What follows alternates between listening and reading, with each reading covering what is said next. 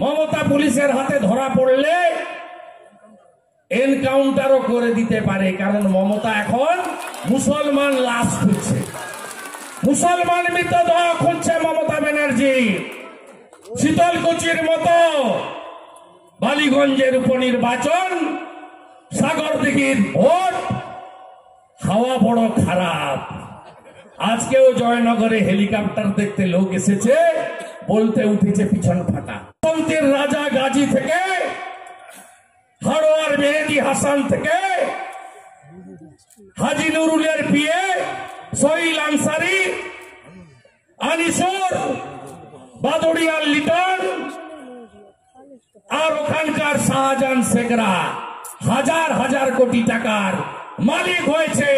আপনি গরিব থেকে গরিব হয়েছেন। এই দেগঙ্গাতে আমাকে পাবলিক মিটিং করতে দেয়নি।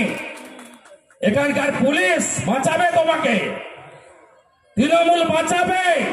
আমি এর থেকেও বড় মাতব্বর সিপিএম কে দেখেছি নন্দীগ্রামে নেতাইতে। আজকে মজিদ মাস্টার কচু বিক্রি করে শাসনের বাজারে। শশা তো আছে, গতবারে বলেছিলাম, আজকে কচু আছে। কচু বিক্রি করে চিরদিন তাহারও সমান।